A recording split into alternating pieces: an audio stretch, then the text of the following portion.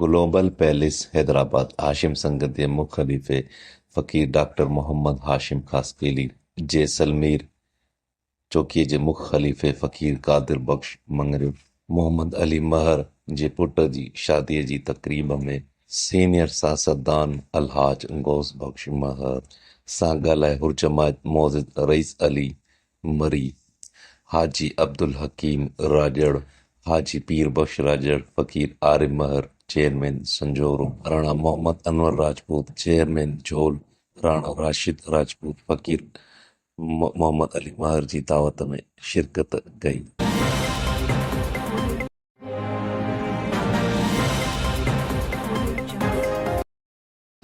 متحدہ علماء محاذ پاکستان مسلم league functional علماء مشائبین کے زیر اہتمام بسلسلہ وحدت 18واں سالانہ وحدت امت سیرت مصطفیٰ صلی اللہ علیہ وآلہ وسلم کی روشنی میں مولانا محمد امین انصاری کی میزبانی فنکشنل لیگ سندھ کے سیکرٹری جنرل سردار عبدالرحیم کے زیر صدارت مقامی ہال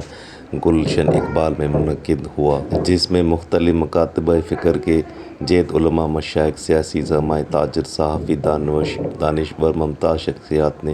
شرکت کی۔ سردار عبدالرحیم نے اپنے صدارتی خطاب میں کہا کہ رسول اکرم صلی اللہ علیہ وآلہ وسلم کی ذات اقدس ہی نقطۂ اتحاد ہے، نقطۂ ختم نبوت صلی اللہ علیہ وآلہ وسلم، ناموس رسالت صلی اللہ علیہ وآلہ وسلم پر ہماری جان بھی قربان ہے، اسلام و ملک کے خلاف وحدت ہی امت پیغام رسالت ہے۔ متحدہ علماء محاذ کے بانی سربراہ فنکشنل لیگ علماء ان کے صدر مولانا محمد انصاری، شہدائے نبوت ختم و قائدین، شہدائے مقام فلسطین، شہدائے 6 ستمبر افواج پاکستان کو خراج عقیدت پیش کیا اور امن و وحدت پہ زور دیا۔ سیمینار سے جماعت اسلامی کے نائب امیر مسلم پرویز سمیت ڈاکٹر صابر ابو مریم، علامہ عبدالخالق آفریدی، علامہ محمود الحسینی، علامہ حسین مسعودی، محمد داؤد، ڈاکٹر محمد حکیم سید النصری، علامہ سید احمد شمیل قادری حنبلی، علامہ قاری احمد الرحمان یار خان، علامہ منظر قادری سمیت علماء نے شرکت فرمائی۔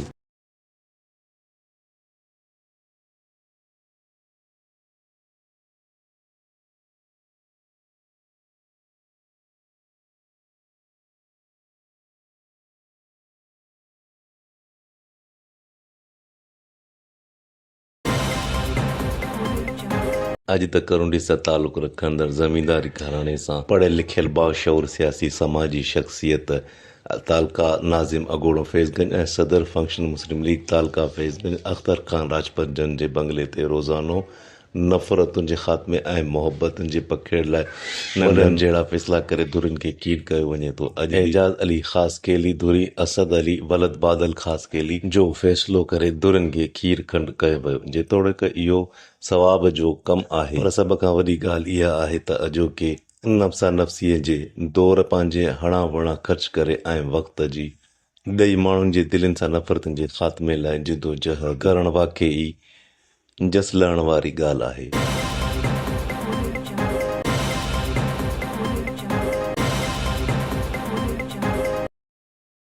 اسانجو مسئلو یہ ہے 12 ربیع الاول تے کل فیصلو اسانجو درگاہ شریف تے